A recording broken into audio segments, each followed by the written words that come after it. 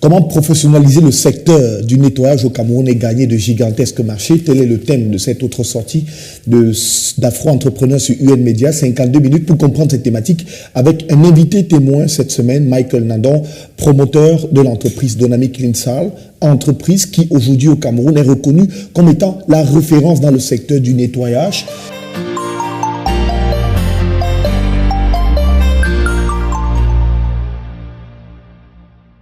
Monsieur Saleté, bienvenue. Merci d'être avec nous, Michael. Merci, monsieur Romaric. C'est moi qui vous remercie. Merci à l'équipe d'UN Media de m'avoir reçu ici ce soir. Permettez de vous avoir baptisé monsieur Saleté parce que un homme qui côtoie la saleté au quotidien, qui bosse avec des entreprises qui ont au sein de leur entreprise ou alors sur leurs enseignes de la saleté et qui parviennent justement, grâce aux services que vous offrez, à voir leur structure redorée avec une image plus belle et plus nouvelle. Je pense qu'il est à mettre à votre actif quelque chose de magnifique et exceptionnel comme le courage, la détermination et surtout l'innovation. Bravo pour ce que vous faites. Merci. Nous allons entrer de plein fouet dans cet entretien avec la thématique comment professionnaliser le secteur du nettoyage au Cameroun et gagner des marchés. Il faut dire que c'est un secteur qui compte beaucoup d'entreprises mais qui ne parviennent pas véritablement à se démarquer et devenir de gigantesques entreprises spécialisées dans le nettoyage. Déjà, de prime abord, que faut-il pour une entreprise de nettoyage? Comment fait-on pour se lancer dans un domaine comme celui-là? Merci, monsieur Romaric. La question est vraiment pertinente à mon endroit. C'est mon quotidien que je décide de partager avec vous ce soir. Oui. Le domaine du nettoyage est tellement diversifié. Pour se lancer, il faut savoir quelle part de marché tu vises, quel est le palier où tu aimerais te retrouver et quelle est l'ambition à long terme que tu vises. Donc, dans le secteur du nettoyage au Cameroun, il faut d'abord contextualiser le domaine du nettoyage. Jusqu'à présent, je le dis avec des propos très pertinents, il n'y a aucune société assez professionnelle dans le domaine au Cameroun. Nous essayons de faire de façon professionnelle ce que nous vendons comme service, mais nous n'avons pas encore atteint les 5% de qualification comme nous constatons. Vous aussi? Oui, j'ai dit tout le monde.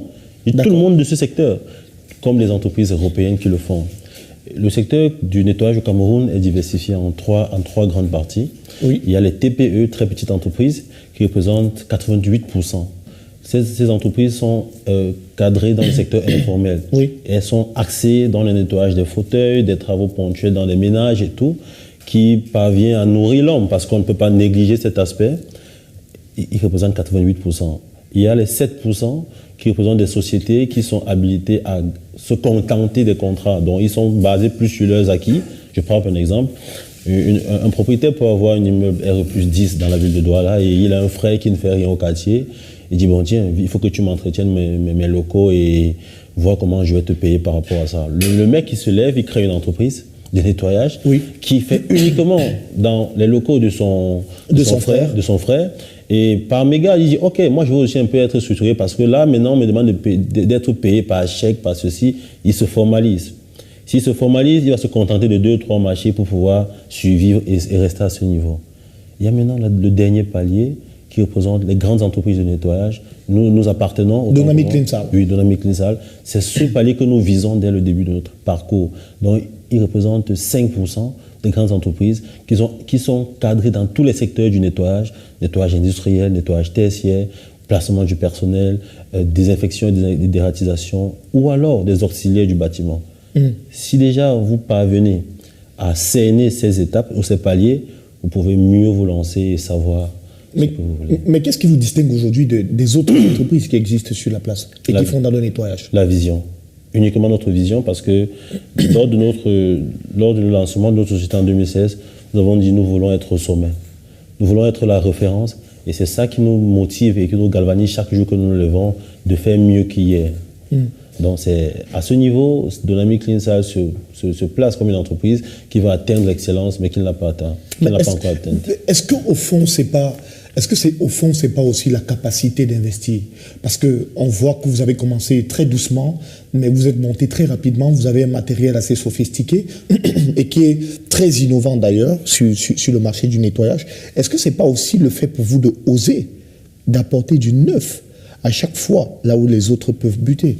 Justement, dans ce domaine, je parle encore d'innovation parce que dans tout domaine d'activité, dans tout domaine entrepreneurial, et L'innovation permet de passer à une autre vitesse. Oui. L'innovation permet à chaque entrepreneur d'avoir un effet de levier très puissant. Tout le monde commence petit. Je me rappelle encore quand je commençais, mon premier matériel que j'ai importé de la Chine, ça s'atteignait après à peine 1,2 million, qui valait toutes mes économies que j'ai fait venir et qui n'était même pas encore en train de me servir parce qu'il fallait déjà avoir ce matériel que très peu l'avaient sur le marché. Oui. J'ai négligé l'aspect des monobrousses, du matériel de premier, le matériel basique du nettoyage pour aller directement vers le matériel des travaux en hauteur. Parce que j'ai su que pour exister dans un domaine d'activité, il faut innover. Et je suis passé par un domaine qui n'était pas très prisé, que les entreprises présentes ne voyaient pas comme un secteur assez porteur. C'est pour ça que je me suis dit, OK, s'il fallait que je commence, vu la pléthorie des entreprises qui ont déjà des renommées sur le territoire, je dois passer par un secteur qui ne les intéresse pas trop, apparemment, pour pouvoir me faire une place sur le soleil. Mais par quoi faut-il commencer lorsqu'on veut lancer une entreprise dans le nettoyage? Est-ce qu'il faut avoir forcément 1 million de francs CFA? Si oui, quel type de matériel faut-il avoir? Est-ce qu'il faut forcément avoir des bureaux quelque part? Comment faire pour avoir des marchés? Une fois qu'on a lancé son entreprise, par quoi commencer, Michael? Par la base. Je respecte déjà aussi parce que tout le monde n'aura pas la chance de Dynamique pour commencer. Oui. Tout le monde ne va pas passer par le même chemin que Dynamique pour commencer. Ici, je conseille encore à ceux qui veulent se lancer de passer déjà par le basique qui est les 88%. Ils doivent déjà être parmi les 88%. Expliquez-nous ça. 88%, c'est pour être parmi ceux qui proposent des services de ménage à des ménages, nettoyer un fauteuil en cuir, nettoyer et aspirer un fauteuil en tissu, nettoyer un tapis à sec, faire le rangement, proposer un agent d'entretien ou de ménage pour des domiciles qui n'en ont pas. On part par là. Oui. Et pour pouvoir arriver au niveau industriel, il faut déjà commencer par la base. Donc, il ne faut pas vraiment avoir 1 million aujourd'hui pour commencer. Je ne pense pas. C'est pas donné à n'importe qui. Avec 100 000 francs ou avec 200 000 francs, tu te procures un matériel de nettoyage basique et que tu peux commencer. Certes, ça va prendre du temps, oui, mais c'est la vision que tu as qui te permettrait de passer à un autre niveau. Parce que les obstacles sont tellement grands. On n'arrive pas aujourd'hui parce qu'on s'est juste laissé, on s'est juste lancé, on a réussi. Non, il y a assez d'obstacles. Là, c'est pour ceux qui veulent aller étape par étape pour pouvoir gravir les échelons. Et c'est possible. À Dynamique CleanSAL aujourd'hui, vous êtes l'une des entreprises spécialisées dans le nettoyage pour beaucoup d'autres grosses entreprises. Oui. Je ne cacherai pas un secret si j'ai dit aux téléspectateurs, par exemple, que c'est vous qui êtes en ce moment en charge du nettoyage des stations Total au Cameroun. Oui. Alors, beaucoup se poseraient la question de savoir comment ce mec a-t-il fait pour gagner des marchés si importants. C'est quoi votre astuce? Pour gagner des marchés si importants, je redis encore aujourd'hui, de mon parcours entrepreneurial, j'ai d'abord à la base un diplôme d'ingénieur en sécurité industrielle qui m'a permis de passer dans la maison Total Cameroun, qui n'est pas donné à n'importe qui, d'accéder à Total. Parce que beaucoup me demandent, mais comment tu as fait pour avoir une bonne commande Total? Comment tu as fait pour être prestataire à Total? Le relationnel aujourd'hui est ce qu'on a le plus cher et ce qu'on doit vraiment garder comme richesse inouïe. L'argent peut séparer des hommes, mais le relationnel peut encore nous solidifier et nous faire passer à une étape supérieure. J'ai des relations, j'ai des amis, j'ai des gens qui ont voulu m'aider. Parce qu'en tant qu'ingénieur, j'ai des amis qui m'ont dit, mais Michael, comment aujourd'hui tu es ingénieur HSE de ton envergure, tu veux laver le sol? Je lui ai dit, tiens, si c'est pas ce chemin que je vais atteindre le sommet, je le ferai. Et ils m'ont encouragé. D'autres m'ont dit, OK, je peux t'aider à accéder à telle entreprise, je peux t'aider à avoir tel décideur. Et la recommandation ici n'est pas chose acquise. Quand on vous recommande, faites l'effort d'être pertinent, d'être compétent pour ne pas salir le nom de celui qui vous a présenté. Vous, par exemple, comment avez-vous fait pour professionnaliser autant votre entreprise et gagner la confiance d'une structure comme Total Cameroun? Parce que Total Cameroun, il faut le dire, ce n'est qu'une infime partie des entreprises avec lesquelles vous travaillez, mais on sait le niveau d'exigence sur le plan qualitatif. Total, c'est une entreprise qui vit de l'exigence internationale. Comment vous faites pour professionnaliser votre entreprise, sortir du lot, gagner ce type de marché et continuer d'entretenir vos contrats même en interne? Justement, ce qui me fait aujourd'hui être dans le palier de fournisseurs chez Total Cameroun, j'ai résolu un problème qu'ils avaient, qui existait déjà chez eux. Lequel? Les travaux en hauteur sans échelle ni échafaudage.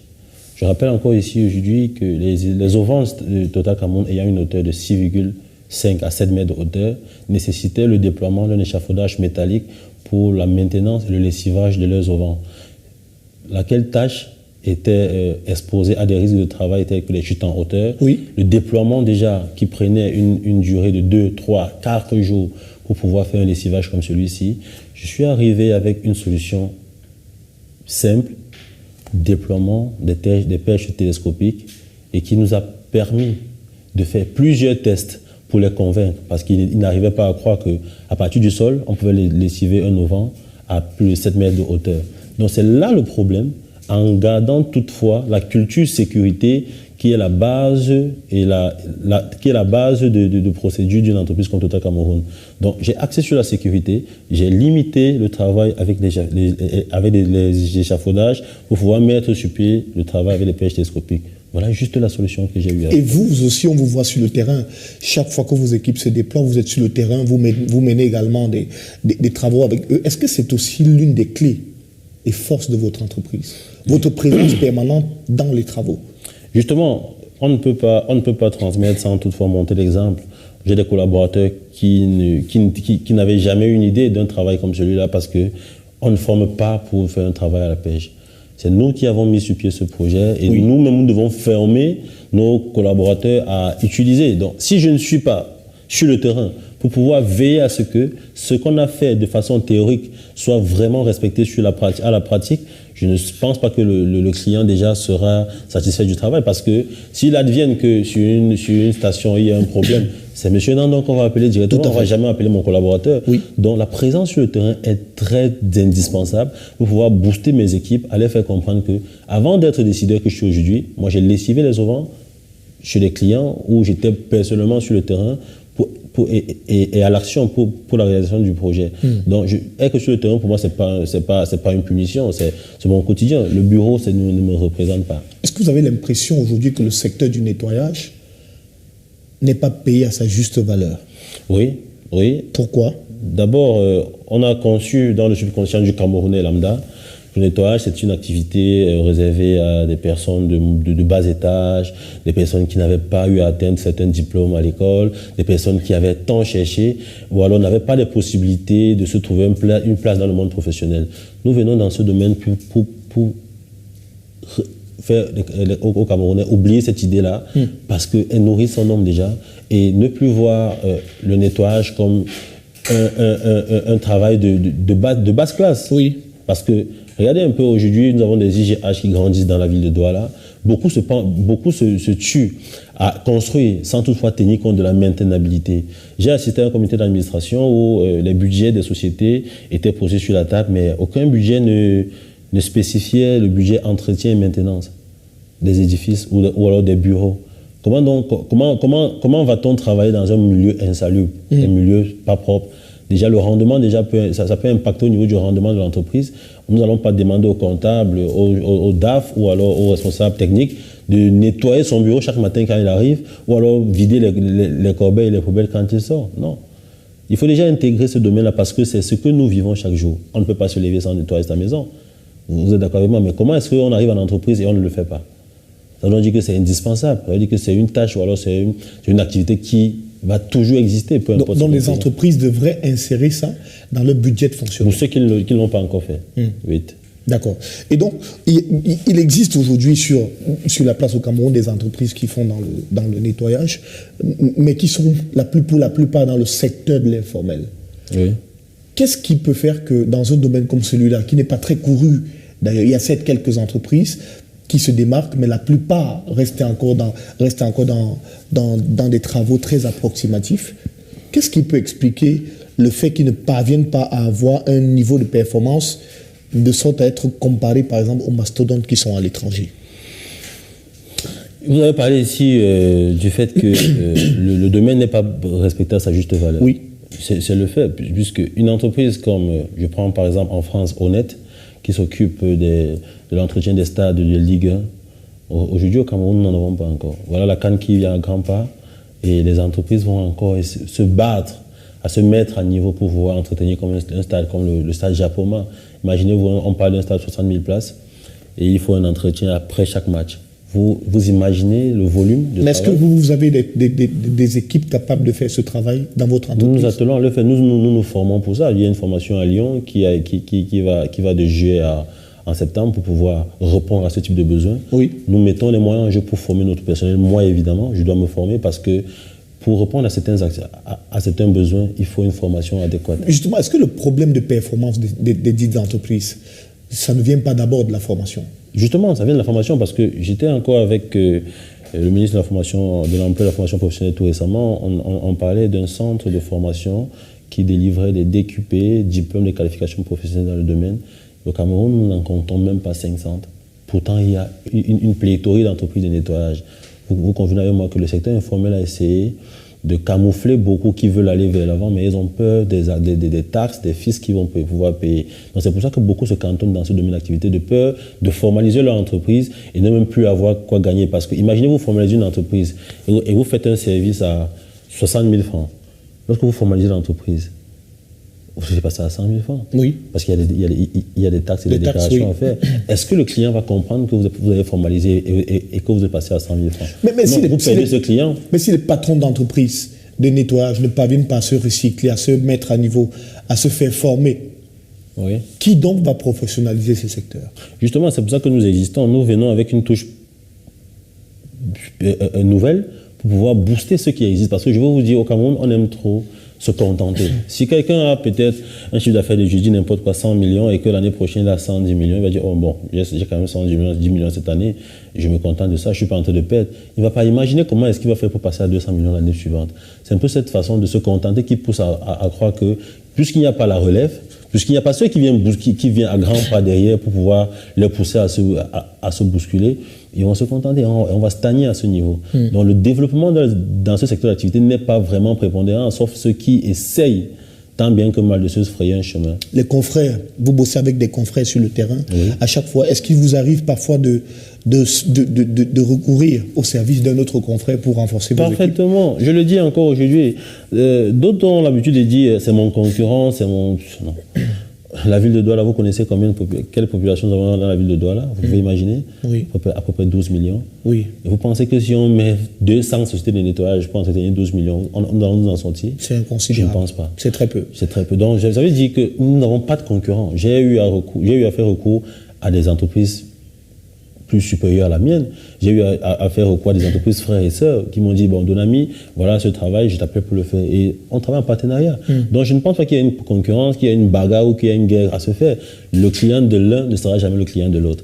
Donc, ça peut encore porter à coïncidence qu'on se retrouve sur une table de négociation d'une entreprise où il y a quelques offres, mais ça ne pousse pas à nous détester du genre, c'est mon concurrent, je dois l'anéantir. Non, je ne pense pas. Donc, nous travaillons ensemble en synergie. D'accord. Nous allons marquer une pause dans quelques instants, mais avant de marquer cette pause, je voudrais vous poser une question. Est-ce que vous avez déjà été frustré un jour parce qu'une demoiselle, peut-être à qui vous avez fait la cour, estime qu'elle ne peut pas se mettre avec un nettoyeur? Oui, je suis frustré chaque jour, même pas seulement la demoiselle, mais ce sont mes frustrations qui me font passer à un autre niveau, à me développer. Qu'est-ce qu'on vous dit en vous frustrant? Je prends un exemple. Je suis arrivé dans un bureau, c'est une anecdote, oui. si vous me le permettez. Allez-y. J'avais un rendez-vous avec le patron et j'ai rencontré l'assistante à l'attente, à la salle d'attente. Oui. Je dis, monsieur, je me présente, monsieur, je viens voir le DG. Elle me dit, monsieur, asseyez-vous et présentez-vous, s'il vous plaît. Je lui donne ma carte, elle me demande de m'asseoir. Et par méga, une de ses copines arrive, elle dit, voici le monsieur qui vient voir le boss. La fille s'est exclamée, hein, même le nettoyeur vient voir le boss. Ok, demande-lui d'attendre. Je me suis contenu et j'ai dit, ok, Michael, tu n'es pas là pour ça. Retiens-toi, retiens tes émotions et oui. Écoute. Elle m'a reçu après 25 minutes, elle m'a fait attendre, elle m'a fait 25 minutes. Et par mes gars, certains qui sont dans ce domaine certains, pour ne pas dire tout le monde, oui. Vont se laisser emporter, mais est-ce que tu me connais et tout. Je suis resté calme. Et le monsieur, quand je suis entré dans son bureau, il m'a présenté à la dame. Ah, faites asseoir le monsieur, c'est un grand directeur, il peut même vous embaucher ici. La fille s'est exclamée, monsieur, est-ce qu'on travaille dans n'importe quel domaine d'activité? Voyez un peu à quel point les paroles peuvent choquer quelqu'un qui a un projet à déployer, parce que dans l'environnement que nous vivons, nous n'arrivons pas à être reconnus à notre juste valeur et ça ne peut pas nous empêcher de continuer l'aventure qui est la nôtre. Alors que peut-être vous avez la possibilité de l'embaucher dans votre entreprise et de lui donner peut-être 2 fois le salaire qu'elle a dans la structure dans laquelle elle se trouve. Michael Nandon, on en parle dans quelques instants. On va entrer dans votre vie extra-professionnelle pour comprendre ce que vous faites en dehors de vos multiples heures de nettoyage, pour comprendre ce que vous faites par exemple en vos temps de loisirs, en vos temps de plaisir et surtout dans votre vie familiale. On en parle juste avec Laetitia Tsamo après cette transition.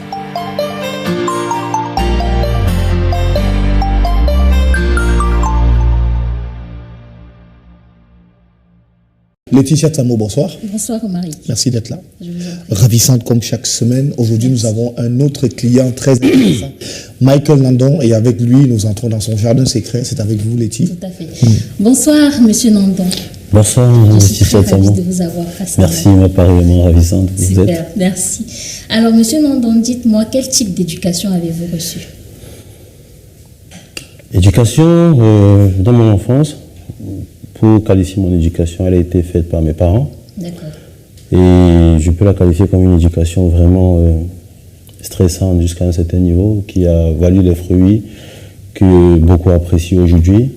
Une éducation assez traditionnelle, pour ne pas l'affecter à une certaine tradition ou à une certaine religion, quoi que ce soit. Mes parents étant issus des familles polygamiques, des familles polygamiques, étant déjà dans un foyer polygamique, mais avec une seule femme. On a reçu l'éducation assez moderne, qui prônait et qui valorisait les études jusqu'à un certain niveau et qui encourageait l'excellence au secondaire comme à l'universitaire. Alors, aujourd'hui, vous faites face à des prises de décision assez radicales. Est-ce qu'il y a une personne importante dans votre vie, dans le sens où, avant de faire vos prises de décision, vous consultez automatiquement cette personne-là? Si oui, laquelle? Oui, ma conjointe. D'accord. Ok, donc ça veut dire que vous êtes en relation en ce moment. Oui, en parfaite harmonie, oui. Ok, monsieur Nandon, vous êtes fidèle dans votre relation? Parfaitement. Donc si je fais entrer une fille qui en offre m'a confié un certain nombre de choses, est-ce que vous allez assumer? J'assume mes propos. Très bien. Monsieur Nandon, quelle est la partie la plus sensible de votre femme? Son cou. Son cou. Ouais. Donc quand vous touchez son cou, elle se transforme à... C'est la partie où il y a beaucoup de pulsions qui se développent quand je la touche, donc c'est son cou. D'accord, ok, très bien. Généralement, quand vous faites face, je vais dire, après une dure journée de travail, qu'est-ce que vous faites pour évacuer? Du journée de travail, c'est vrai que mes journées ne se terminent pas. Après le bureau, je rentre à la maison avec ma machine et mes livres, que je continue à bosser. Et parfois, c'est elle qui me dit il faut que tu te reposes, il faut que tu prennes un bain. Et peut-être c'est ça qui marque la fin, un sommeil. Parfois, je dors tellement tard. Pour évacuer, je peux lire ou alors écouter de la musique. Donc, en dehors, vous n'avez pas d'activité que vous faites? Bon, le sport, parfois, le sport, c'est le matin, mais après, en soirée, je préfère dans un environnement, dans un endroit très calme. Voilà, pianoter sur mon téléphone pour chercher le sommeil. D'accord. Monsieur Nandon, si on vous disait que demain serait votre dernière journée sur cette terre, que feriez-vous pendant ces 24 heures? Je me battrai à chercher à qui léguer mon entreprise pour qu'elle puisse prospérer. Parce que là, c'est ma vie, j'ai pas de plan B.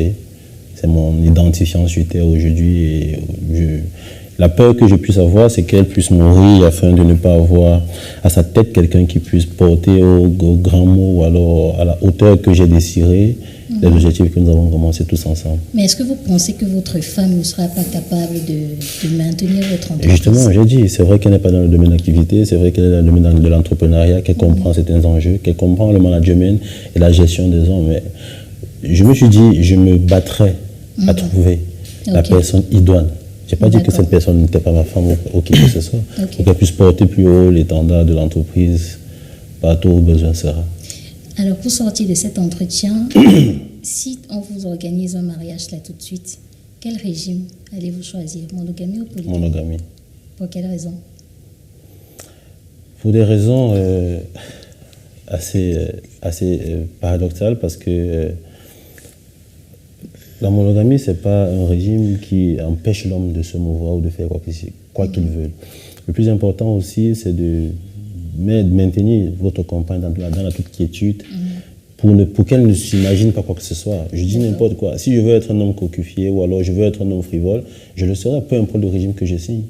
On ne m'enlèverait jamais ça. S'il advienne que je décide autre chose au lendemain de mon mariage, cela pourra être une décision qui va à l'encontre de ma décision première. Donc, je pense que la monogamie, pour moi, c'est vivre en paix et limiter certains dégâts pour ne pas tout le temps être en train de résoudre des problèmes qui ne valent pas la peine.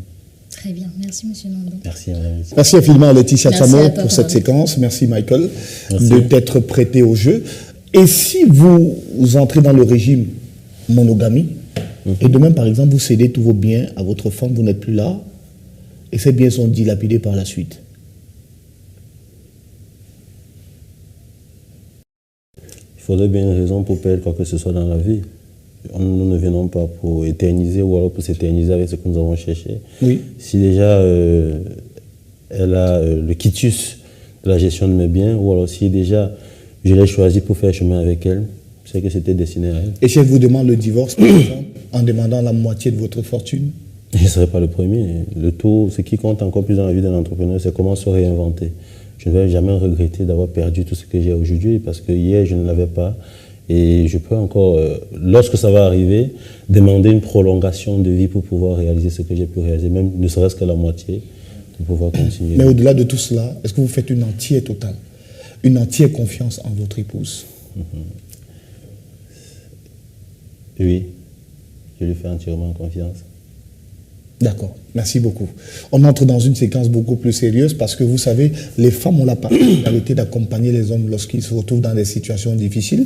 Et nous allons intégrer une séquence avec Raphaël Chegué qui est baptisé « Et si cela vous arrivait, que feriez-vous » C'est l'exemple d'un entrepreneur qui a fait échec dans un domaine spécifique. On partage cela avec vous. Question que vous aussi, vous puissiez vous remettre les pieds sur terre et vous posiez aussi la question « Et si cette situation m'arrivait, comment aurais-je fait ?» On en parle dans quelques instants. Le temps pour nous d'accueillir Raphaël Chegué.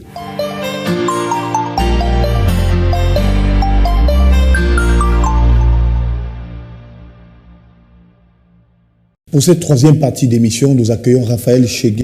Bonsoir, messieurs. Bonsoir, Romaric. Merci d'être là. Merci. Et si cela vous arrivait, que feriez-vous? Vous êtes face à Michael Nandon. Effectivement, bonsoir et bienvenue sur le plateau d'Afro-Entrepreneur, monsieur. Merci Raphaël. D'accord. Je suis persuadé que dans les plats que vous avez dégustés, vous avez certainement connu la belle saveur du cube Jumbo. Oui. Ça vous dit quelque chose? Oui. Coq rouge, effigie coq Oui. rouge, oui, crête rouge, oui. Alors, est-ce que vous connaissez depuis un petit moment, depuis combien de temps est-ce que le cube n'est plus sur le marché? Bon, personnellement, je ne l'avais pas dégusté, mais quand j'ai vu les affiches n'apparaissaient plus, j'ai su qu'il y avait un problème. D'accord. Je vais vous raconter une petite histoire autour justement de ce cube-là et surtout de son promoteur. Donc là, nous sommes dans les années 2013 avec Francis Nana qui s'attaque justement au secteur des bouillons culinaires, des bouillons alimentaires au Cameroun en lançant justement le cube Jumbo. Donc à l'époque, le marché local était largement dominé par le cube Magie de Nestlé. Donc, M. Nana arrive en 2013 avec Foodies, sa nouvelle société, et puis avec la collaboration signée avec l'Espagnol Galima Blanca. Ils se sont donc rapidement lancés à la conquête du marché local. Tout allait très bien. Là, nous sommes en 2014. Tout allait très bien pour le cube Jumbo, qui était très très bien apprécié par les consommateurs. La plupart des Camerounais préféraient justement ce cube-là par rapport au cube Magie de Nestlé. Donc, en fin 2014, on se retrouve justement donc avec un déploiement financier de 35 milliards de francs CFA, injecté justement par M. Francis Nana et son partenaire espagnol. Tout va très bien sur le marché pendant 2 années. Et puis, en fin 2016, par là, donc, tout s'effondre, tout bascule.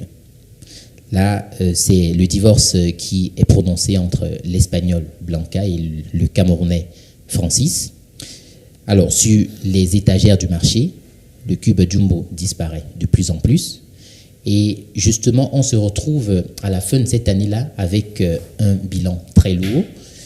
Francis Nana qui se retrouve justement sur le carreau avec une perte financière de 35 milliards de francs CFA. Et puis, il y a des familles qui sont déséquilibrées désormais parce qu'il n'y a plus d'emploi. Il y a des consommateurs qui sont restés sur leur faim. Voilà une situation qui a créé beaucoup de remous justement donc, au niveau de l'actualité locale. Mais malgré tout ce qui s'est passé, l'entrepreneur a quand même réussi à se mettre debout. La question que je m'avais vous poser, c'est si vous étiez à la place de Francis, qu'auriez-vous fait en ce moment-là? Oui, je l'ai dit dans mes propos précédemment, la capacité première d'un entrepreneur, c'est de se réinventer en cas de problème. Vous avez vous-même élucidé là le parcours de la chute ou alors de l'échec. Et comment est-ce qu'il a fait pour se maintenir debout? Ça, c'est une qualité que très peu d'entrepreneurs ont. Il ne s'est jamais lamenté à Mondovision pour dire comment est-ce qu'il a perdu, que le gouvernement appelle au gouvernement, que l'État aide son frère. Non. Il a dit, OK, qu'est-ce que j'ai à ma possession pour pouvoir réinventer? L'échec, on sait qu'il existe. Se lancer en entrepreneuriat et avoir peur de l'échec, c'est comme marcher sous la pluie et avoir peur d'être touché par des gouttes d'eau. On le vit chaque jour, on le vit en longueur de journée. Je peux être en train de vous parler là maintenant et je suis en train de perdre un marché ou alors on est en train de décider quelque part à ma défaveur et que je sois là après le plateau et on me dit votre marché de telle entreprise, vous n'avez pas été maintenu.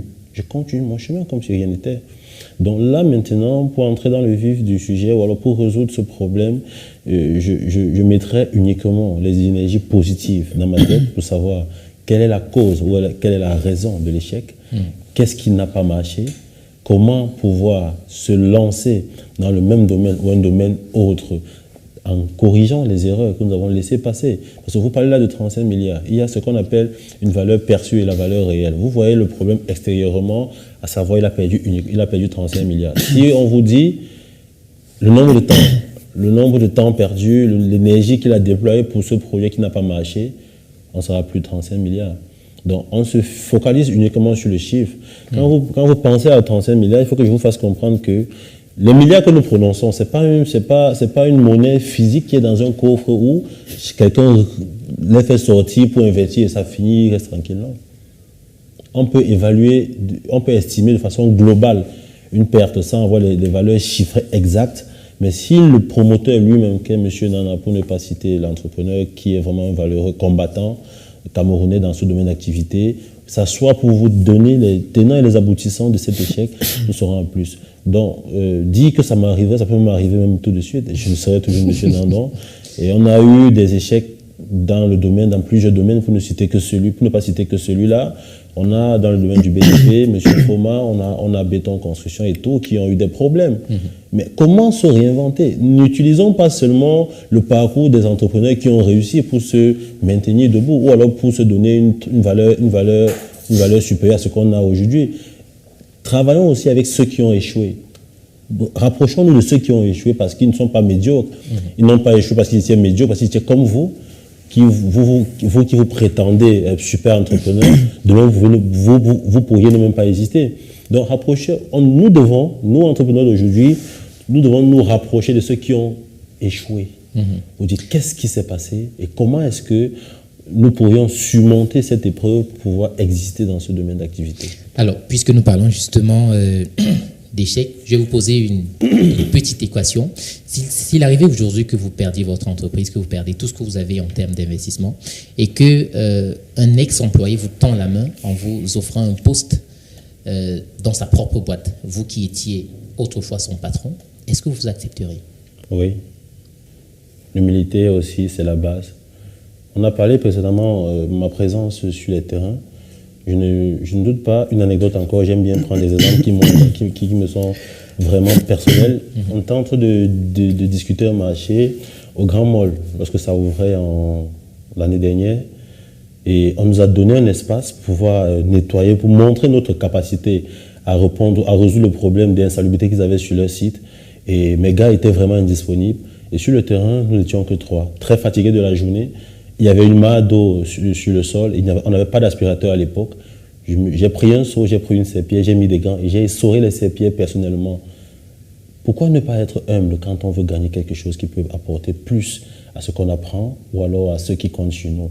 Je n'ai aucun problème par rapport à ça. S'il advienne que je passe par le salariat chez un ex-employé qui était mon employé et que je deviens son employé, je n'ai aucun problème par rapport à ça. Je suis juste préparé psychologiquement. D'accord. Alors, beaucoup de jeunes pensent aujourd'hui que la seule possibilité réelle de pouvoir se mettre à l'abri du besoin financier particulièrement, c'est l'entrepreneuriat. Au vu de votre expérience, est-ce que vous pensez que c'est véritablement la seule solution? Je ne conseille même pas. Pourquoi? Je ne conseille pas. Ne vous lancez pas parce que vous voulez résoudre un problème qui est le vôtre. Lancez-vous pour résoudre un problème ou alors apporter une solution à un problème existentiel. L'entrepreneuriat est dangereux. Je dis en connaissance de cause, mais la réussite, ce n'est pas uniquement dans l'entrepreneuriat. C'est un domaine, c'est un choix que quiconque peut le faire. Tenant compte de ses frustrations ou alors de ses prédispositions. Moi, aujourd'hui, je suis un entrepreneur par frustration. Ce sont mes frustrations qui m'ont mené ici. Oui, mais pourtant, vous avez très bien réussi. Quand on vous regarde aujourd'hui. C'est votre regard qui fait croire que j'ai réussi. Je ne suis même pas encore à 2% de nos réalisations. Donc, si vous pensez que j'ai réussi, ce n'est pas encore le cas. D'accord. Vous parliez tout à l'heure de votre rapprochement du ministre de la fonction, si j'ai bien compris. L'emploi de la formation professionnelle, autant pour moi. D'accord. Alors, si vous étiez, du moins, si demain, vous accédez à ce poste ministériel. Lequel? Le poste de la formation professionnelle de l'emploi. Le poste de ministre de formation? Oui. Alors, si vous accédez à ce poste-là, qu'est-ce que vous pourrez faire pour changer la mentalité des jeunes par rapport à l'entrepreneuriat au Cameroun, mais surtout l'accessibilité? C'est vrai que je ne vous prête pas des intentions politiques, mais bon, ça peut arriver. Pourquoi pas? Est-ce qu'il y a peu d'être en politique? Monsieur le ministre Michael Nandon. Pardon? Monsieur le ministre Michael Nandon. En tant que ministre, déjà, je ne me vois pas en tant que... Je ne vois pas ministre dans ce pays. Dans celui-ci, peut-être l'autre. Dans celui-ci, non. Je ne pense pas que ce soit un seul ministère qui puisse changer la donne au niveau de la jeunesse camerounaise. Il y a aujourd'hui, on a un problème de mentalité. Nous avons une jeunesse un peu mentalité micro-ondes. Je parle de micro-ondes parce qu'on veut mettre le repas en un clic, ping, c'est déjà chaud. C'est vrai. Ce n'est pas le cas. Quand nous décongestionne le cerveau de cette idée-là, nous attendons plus des autres et nous donnons moins de nous-mêmes. Donc, je ne pense pas que ce soit un ministère qui puisse changer cette donne-là, et je pense que c'est plus ensemble. Le ministère de l'Éducation de base, secondaire, supérieure et tout. L'emploi vient juste couronner l'éducation qui a été prise dès le bas âge. Tout à fait. Donc je ne pense pas qu'on puisse être que je puisse être celui-là qui va changer quoi que ce soit. D'accord, merci beaucoup Michael Nandon. Merci également Raphaël Chegui pour cette séquence. Jumbo, voilà, le cube qui a connu beaucoup de difficultés sur le marché. Et Francis Nana, qui est un très grand investisseur, qui investit dans plusieurs secteurs d'activité et qui a le courage à chaque fois d'aller à l'assaut des marchés importants. Merci d'avoir répondu à cette séquence. Oui. Tout de suite et maintenant, nous allons prendre l'instant motivation avec notre coach Ted Ngelemo depuis l'Allemagne.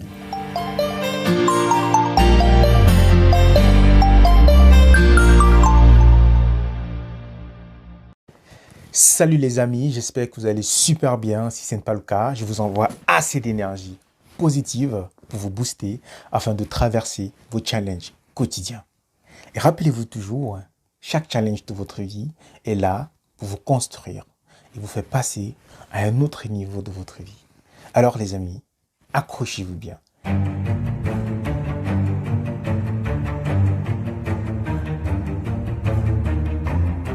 Aujourd'hui, je vais vous parler de l'histoire d'un monsieur qui, à cause de différents challenges, différents échecs qu'il a eu dans sa vie, il a abandonné sa bataille.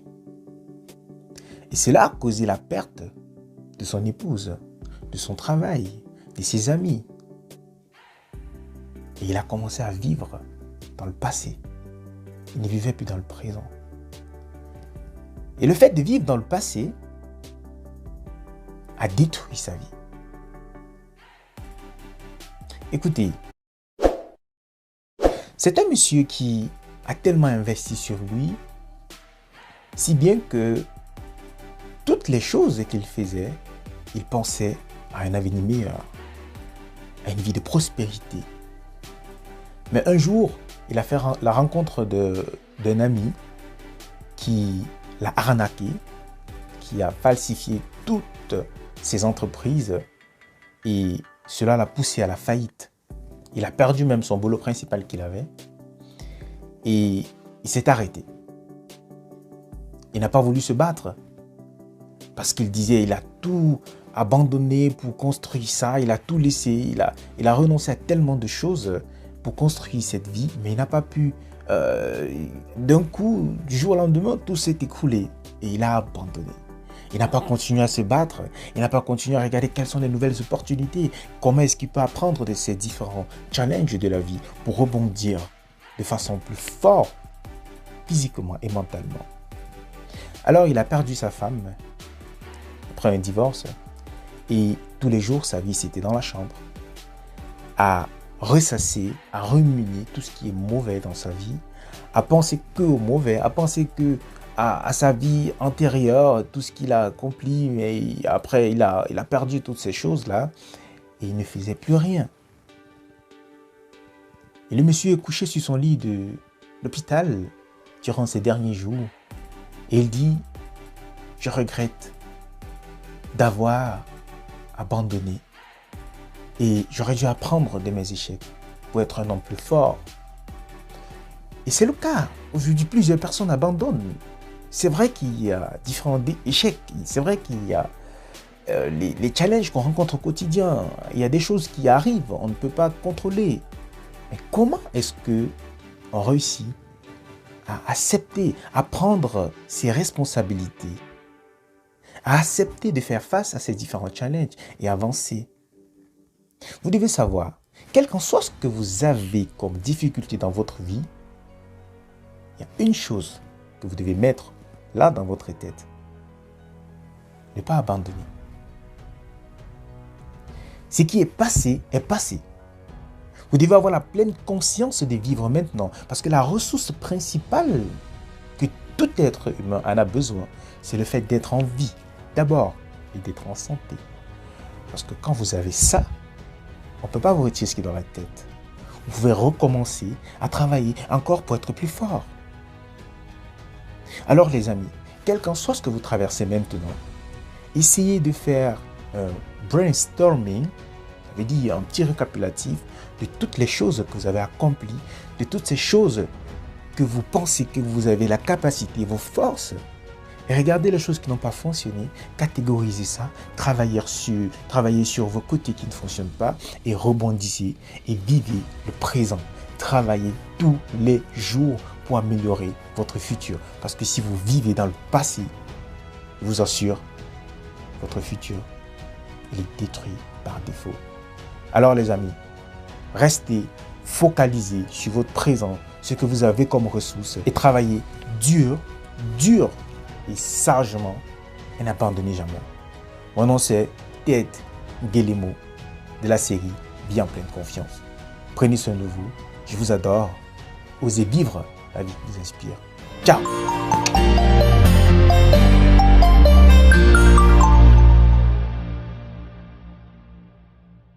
Merci à notre coach Ted Guélémo depuis l'Allemagne pour cet instant motivation. À présent, nous sommes dans la séquence perspective et pour la fin de cet entretien, Michael Nandon, nous allons essayer de discuter un peu avec vous sur ce qui fait véritablement la démarcation de votre entreprise. On voit par exemple qu'en plus du système des perches avec lesquelles vous travaillez, vous avez innové avec des cordistes qui font des travaux suffisamment en hauteur, chose qu'on n'avait pas vue antérieurement. Alors pourquoi avoir pensé à ce type de stratégie? Et quelle est l'autre stratégie en interne à votre entreprise qui crée la démarcation avec les autres structures? Ok, j'ai encore dit ici précédemment, innover, c'est exister et inventer, corriger les manquements ou alors corriger, apporter des plus à des limites. La perche télescopique que nous utilisons pour nos travaux a une limite jusqu'à 15 mètres de hauteur. Nous avons vu le problème depuis, M. Romaric. Nous avons constaté que si déjà on nettoie une façade qui a plus de 20 mètres, on ne peut pas avoir un rendement saillant. Nous avons dit, ok, quelle est la méthode palliative pour pouvoir donner un rendement plus efficace? Il existait déjà, c'est pas au Cameroun que ça commence. On copie ce qui est à l'étranger, puisque vous voyez des édifices à l'étranger de près de 200 mètres de hauteur, 200 étages. Vous pensez qu'ils font comment? Nous avons fait appel à des spécialistes pour résoudre les problèmes que nous avons sur des édifices en hauteur. Parce qu'avec les architectures modernes qui ne cessent de changer en fonction des plans, nous donnons les moyens aujourd'hui de résoudre un problème qui est dans ce secteur d'activité, qui fait à nouveau partie de nos services phares. Ouais. Dans votre entreprise, oui. Alors, est-ce que l'entreprise Dynamic Clean compte s'étendre dans les différentes régions à travers vos différents produits et services que vous... Parfaitement, parfaitement. À l'instant où vous parlez, nous sommes en train de préparer l'ouverture le 1er août 2021 dans la ville de Garoua d'un nouveau siège. Parce que résoudre un problème à Douala est équivalent à résoudre un problème dans d'autres régions. Pourquoi pas dans la sous-région? Nous, notre objectif, c'est d'être représenté au moins dans 50 pays d'Afrique. Nous avons pour objectif, en janvier 2022, pour vous dire que nous pensons déjà au futur, d'ouvrir l'agence de Donami dans la ville de Bangui, en République centrafricaine. Nous n'allons pas nous arrêter là. Nous comptons vraiment nous étendre pour pouvoir résoudre ces problèmes et professionnaliser notre secteur d'activité. Puisqu'on parle de professionnaliser, M. Nandon, vous parlez tout à l'heure de la formation qui est de toute évidence la base de la réussite donc dans l'entrepreneuriat. Est-ce que Dynamic Clean a dans ses visées, je vais dire, une école de formation dans ce domaine-là? Évidemment, évidemment. C'est encore ça qu'on appelle corriger ce que les prédécesseurs ou alors nos pères n'ont pas vu. Parce que je prends un exemple. Pour répondre à un appel d'offres, on nous demande parfois pour certains types de marchés publics 50, 60 employés à mettre à disposition. Et vous avez un délai de moins de 3 semaines ou voire 1 mois pour mobiliser ce personnel-là. Chose qu'aucune entreprise camerounaise ne dispose présentement, autant pour moi. Donc, je ne vais pas aller dans le même lancer que croiser les bras, ne pas former moi-même mon personnel, parce que former un personnel, c'est mettre à disposition le personnel pour Dynamic Clean et pour d'autres entreprises aussi. Parce qu'aujourd'hui, il n'existe pas une entreprise ou alors une école de formation adéquate dans le secteur du nettoyage, que ce soit tertiaire ou industriel. Nous allons pour objectif aussi de mettre sur pied une immense école de formation pour pouvoir redorer le blason de ce métier qui, depuis des années, a été vu comme un métier assez dérisoire, assez de bas étage, pour pouvoir donner une lueur d'espoir aux Camerounais que nous pouvons avoir un plan de carrière dans ce domaine d'activité. Mais Michael Nandon, si votre assise est si bonne, comme vous le dites, pourquoi avoir fait appel à d'autres investisseurs ou associés? Justement, on fait appel à des investisseurs parce qu'on ne peut pas se développer seul. À un certain niveau, moi, Michael Nandon, que je suis, j'ai des faiblesses, j'ai des qualités, j'ai un seuil de rentabilité. Pourquoi atteindre le seuil et se contenter? Ça veut dire qu'on peut élargir, ouvrir des portes pour dire, OK, nous voulons passer à un autre niveau, nous voulons passer à notre deuxième phase d'expansion, pour dire, OK, nous avons besoin de mettre sur pied un centre de formation. Ça ne se fera pas de nos propres fonds. Il faut que des investisseurs, des bailleurs de fonds qui ont la même logique, qui ont une même idée de projet ou qui ont la même vision que nous accompagnent dans cela. Aucune banque ne le fera aujourd'hui. Depuis votre communication, combien d'investisseurs avez-vous déjà approximativement? De la diaspora, nous avons près d'une trentaine d'investisseurs. Au Cameroun, nos agences qui vont être déployées, nous allons passer à un type de franchise. Pour que l'entreprise puisse se déployer, il faudrait que les investisseurs fassent partie entière de l'entreprise. Donc les actionnaires qui vont développer l'entreprise dans une région doivent être de cette région-là. Ils peuvent être chefs d'agence de cette région, ils peuvent être décideurs même de cette région pour, au compte fait, aller dans la même vision de l'entreprise que la maison mère ici. Pour un chiffre d'affaires de combien désormais? Pour un chiffre d'affaires allant à plus de 150 millions de francs. CFA. Oui. D'accord. Merci beaucoup, Michael Nandon. C'est ici qu'on va mettre un thème à cet entretien. Peut-être un dernier mot avant de sortir de cette production. Oui, le dernier mot que je vais dire à ceux qui pensent qu'ils ne sont pas assez outillés pour être une référence, ne cessez pas d'être performant dans ce que vous faites, ne cessez pas de croire avoir une pleine témérité parce que vous ne savez pas qui vous regarde. Soyez une référence pour vous d'abord et poussez tout le monde à adhérer à votre idée, bien que tout le monde ne peut pas adhérer à une même idée que vous. Battez-vous à faire avec le peu qui puisse adhérer et lancez votre aventure. D'accord. Et tout le mal que nous vous souhaitons, par exemple, c'est que, outre le contrat que vous avez avec Total Cameroun, que le COCAN, le Comité national le comité d'organisation de la Coupe d'Afrique des Nations au Cameroun puisse vous donner le marché en accord avec la CAF de l'entretien des stades durant la CAN. C'est ce que nous vous souhaitons. C'est notre souhait que M. Romari soit dans ce comité. Absolument. Ok, merci. Merci aussi à vous de nous avoir suivis. Merci Laetitia Tsamo. Merci Raphaël Chegué. Merci à vous. Merci de nous avoir suivis. Merci à Baudouin Talom qui a chapeauté l'équipe technique. Merci à Christian Bilot. Merci également à Cédric Kené. Merci à tous ceux qui ont travaillé derrière cette production. Quant à nous, on se retrouve la semaine prochaine avec un autre invité, avec le même plaisir et le même désir. D'ici là, continuez de suivre l'actualité de l'entrepreneuriat, de la motivation et du développement personnel sur toutes les plateformes en ligne du UN Media, notamment sa chaîne YouTube, UN Media TV, ou alors sa page Facebook, un.media, et vous serez au courant de tout ce qui manage l'actualité de l'entrepreneuriat sur le continent africain et même en dehors de nos frontières. On se retrouve la semaine prochaine avec un autre invité. Prenez soin de vous. À très vite.